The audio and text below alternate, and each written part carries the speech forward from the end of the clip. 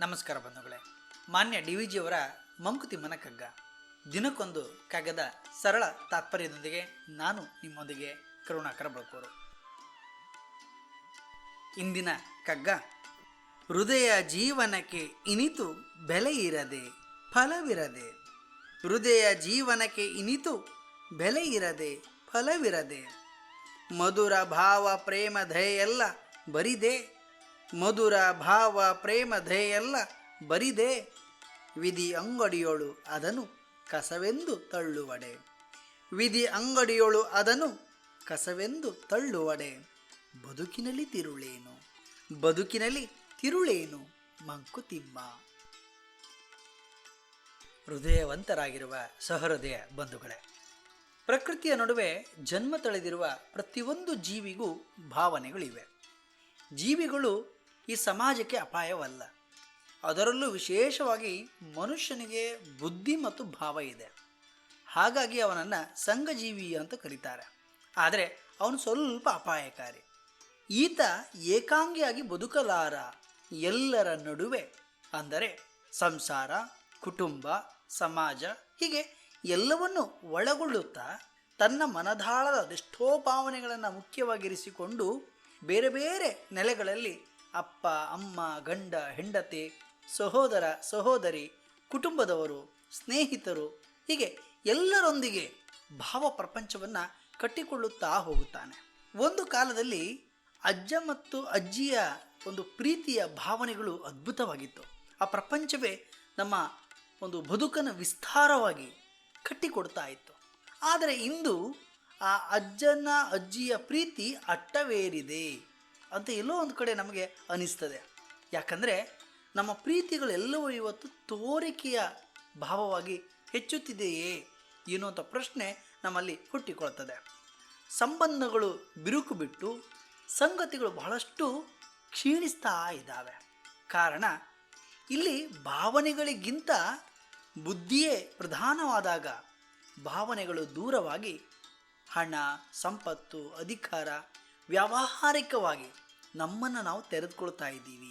ಹೀಗಾಗಿಯೇ ಕವಿ ಗುಂಡಪ್ಪನವರು ಈ ಕಗ್ಗದ ಮೂಲಕ ಮನುಷ್ಯ ಜೀವನದ ಸ್ವಾರಸ್ಯವೇನು ಎನ್ನುವುದ್ರ ಬಗ್ಗೆ ಬೇರೆ ಬೇರೆ ಸಣ್ಣ ಪುಟ್ಟ ಪ್ರಶ್ನೆಗಳನ್ನು ಇಡುವ ಮೂಲಕ ನಮ್ಮನ್ನು ಕೇಳ್ತಾ ಇದ್ದಾರೆ. ಆ ಪ್ರಶ್ನೆಗೆ ಉತ್ತರದ ಹುಡುಕಾಟವನ್ನು ನಾವೇ ಕಾಣಬೇಕು, ಇನ್ನೆಲ್ಲಿಯೂ ಸಿಗೋದಿಲ್ಲ. ಯಾಕಂದರೆ ಕೃಷ್ಣ ಪರಮಾತ್ಮ ಮಹಾಭಾರತದಲ್ಲಿ ಯಾವತ್ತೇ ಹೇಳಿದ್ದಾನೆ, ಎಲ್ಲಿ ಸಮಸ್ಯೆಗಳಿರ್ತಾವೆಯೋ ಅಲ್ಲಿ ಪರಿಹಾರ ಇದೆಯಾ ಅಂತ. ಹಾಗಾಗಿ ನಾವು ಕೇಳಿದ್ದೇವೆ, ಹಿಂದೆಲ್ಲ ಬಹಳ ಕಾಲ ತುಂಬ ಚೆನ್ನಾಗಿತ್ತು, ಒಂದಾನೊಂದು ಕಾಲ ಅನ್ನುವಾಗಲೇ ಭಾಳ ನಾವು ಹಿಂದೆ ಹೋಗಬೇಕು, ಪರಂಪರೆಗೆ ಹೋಗಬೇಕು. ಆ ಕಾಲದಲ್ಲಿ ಇದ್ದಂಥ ಪರಿಸ್ಥಿತಿ ಇಂದಿನ ದಿನಗಳಲ್ಲಿ ಇಲ್ಲ. ಆಧುನಿಕತೆಯ ಮುಖವಾಡವನ್ನು ಧರಿಸಿ ಬಹಳಷ್ಟು ಬದಲಾವಣೆಗಳು ಕಂಡಿದ್ದಾವೆ.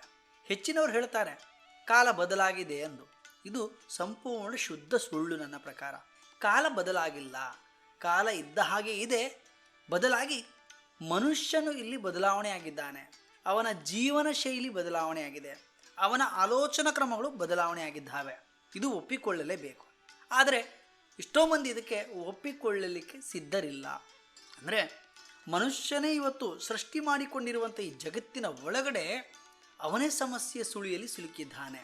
ಸಣ್ಣ ಜೀವಿಯೊಂದು ಜೇಡ ತನ್ನ ಆಹಾರಕ್ಕಾಗಿ ನಾವು ನೋಡಿದ್ದೇವೆ ಮನೆಯಲ್ಲೆಲ್ಲ, ಯಾವುದೋ ಒಂದು ಮೂಲೆಯಲ್ಲಿ ತನ್ನ ದ್ರವದಿಂದಲೇ ಒಂದು ಸಣ್ಣ ಒಂದು ಬಲೆಯನ್ನು ಕಟ್ಟಿಕೊಳ್ತದೆ. ಆ ಮೂಲಕ ಬೇಟೆಯನ್ನು ಆಡಿ ತನ್ನ ಆಹಾರವನ್ನು ಅದು ಸಂಗ್ರಹಿಸಿಕೊಳ್ತದೆ. ಅದರ ವಯಸ್ಸು ಮೀರಿದಾಗ ಅದೇ ಬಲೆಯಲ್ಲಿ ಅದು ಸಿಲುಕಿ ಸಾವನ್ನು ಕಾಣ್ತದೆ. ಅದೇ ರೀತಿ ಮನುಷ್ಯನು ಕೂಡ ಭಾವ ಪ್ರಪಂಚದ ಒಳಗಡೆಯಿಂದ ಒಂದು ಸುಂದರವಾದ ಒಂದು ಜೀವನವನ್ನು ಕಟ್ಟಿಕೊಳ್ಳುವ ಸಂದರ್ಭದಲ್ಲಿ ತನ್ನ ಜೀವನಕ್ಕೆ ಎಲ್ಲಿಯೋ ಒಂದು ಕಡೆ ಕೊಡಲಿ ಪೆಟ್ಟನ್ನು ಕೊಟ್ಕೊಳ್ತಾ ಇದ್ದಾನೆ. ಆದರೆ ಅದು ಅವನ ಅರಿವಿಗೆ ಬರದೆ ಆಗ್ತಾ ಇದೆ. ಹೀಗಾಗಿ ಇಂದು ವಾಸ್ತವ ಪ್ರಪಂಚದ ಒಳಗಡೆ ನಮ್ಮ ಬದುಕು ಹೇಗಿರಬೇಕು? ಈ ಸಮಾಜದಲ್ಲಿ ಹೃದಯವಂತರು, ಸ್ವಾರ್ಥರಹಿತರು ಇಲ್ಲವೇ? ಪ್ರೀತಿ ಪ್ರೇಮ ತುಂಬಿರುವ, ಹೃದಯವಂತಿಕೆ ಹೊಂದಿರುವ ಮಂದಿ ಸಿಗುವುದಿಲ್ವೇ? ಖಂಡಿತವಾಗಿ ಸಿಗ್ತಾರೆ. ಇನ್ಯಾರು ಯಾಕೆ, ನೀವೆಲ್ಲರೂ ಕೂಡ ಹೌದು. ಒಳ್ಳೆಯ ಹೃದಯವನ್ನು ಹೊಂದಿರುವಂಥ ವ್ಯಕ್ತಿಗಳು ಈ ಸಮಾಜದಲ್ಲಿ ಸಿಗುವುದಿಲ್ಲವೇ ಅನ್ನೋದನ್ನು ಪ್ರಶ್ನೆಯನ್ನು ಹಾಕ್ಕೊಂಡ್ರೆ ಬಹಳಷ್ಟು ಮಂದಿ ಸಿಗ್ತಾರೆ. ಆದರೆ ಎಷ್ಟೋ ಮಂದಿ ನಮ್ಮ ಕಣ್ಣಿಗೆ ಕಾಣುವುದಿಲ್ಲ. ಅವರ ಪಾಡಿಗೆ ಅವರು ಕೆಲಸವನ್ನು ಮಾಡ್ತಾ ಇರ್ತಾರೆ. ಏನೇ ಇರಲಿ, ಆದರೆ ನಮ್ಮ ಜೀವನ ಎನ್ನುವಂಥದ್ದು ವ್ಯಾವಹಾರಿಕವಾಗಿ ಸಾಗ್ತಾ ಇದೆ ಅನ್ನುವುದು ಸತ್ಯ. ಹೃದಯವಂತಿಕೆಯಿಂದ ನಡೆಸುವ ಜೀವನಕ್ಕೆ ಬೆಲೆಯೇ ಇಲ್ಲವೇ? ಅದಕ್ಕೇನು ಪ್ರಯೋಜನವಿಲ್ಲವೇ? ಮನುಷ್ಯನು ಪರಸ್ಪರ ಸಿಹಿಯಾದ ಭಾವನೆಗಳನ್ನು, ಪ್ರೇಮರಾಗಗಳನ್ನು ಹಂಚಿಕೊಳ್ಳುವುದರಲ್ಲಿ ಕೇವಲ ಪೊಳ್ಳು ತುಂಬುತ್ತಿವೆಯೇ? ಕಾಣದಂತೆ ನಮ್ಮೆಲ್ಲರನ್ನ ಆಟ ಆಡಿಸುವವ ಆ ವಿಧಿಯು ಈ ಆಟದಲ್ಲಿ ಇದನ್ನೆಲ್ಲ ಕೆಲಸಕ್ಕೆ ಬಾರದು, ಯಾವುದೂ ಪ್ರಯೋಜನವಿಲ್ಲ ಎಂದು ತಿರಸ್ಕರಿಸುವ ಹಾಗಿದ್ದರೆ ನಮ್ಮ ನಿಮ್ಮೆಲ್ಲರ ಸುಂದರವಾದ ಜೀವನಕ್ಕೆ ಸ್ವಾರಸ್ಯವೇನು ಎಂಬ ಪ್ರಶ್ನೆಯ ಮೂಲಕ ಈ ಕಗ್ಗದಲ್ಲಿ ಕವಿ ಕೇಳುವುದನ್ನು ನಾವು ಕಾಣಬಹುದು. ಪ್ರಿಯರೇ, ನಾವು ನೀವೆಲ್ಲರೂ ಒಗ್ಗೂಡಿ ಪ್ರೀತಿ, ಪ್ರೇಮ, ಸೌಹಾರ್ದತೆಗಳಿಂದ, ಸತ್ಯ, ಧರ್ಮ, ನ್ಯಾಯ, ನೀತಿಗಳಿಂದ ನಮ್ಮ ಬದುಕನ್ನು ಸುಂದರವಾಗಿಸೋಣ.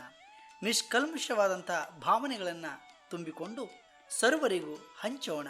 ಹೊಸ ನಾಡನ್ನು, ರಸದ ಬೀಡಂದನ್ನು ಕಟ್ಟೋಣ. ಏನಂತೀರಿ? ನಾಳೆ ಇನ್ನೊಂದು ಕಗ್ಗದೊಂದಿಗೆ ಭೇಟಿಯಾಗುತ್ತೇನೆ. ಅಲ್ಲಿ ತನಕ ನಮಸ್ಕಾರ.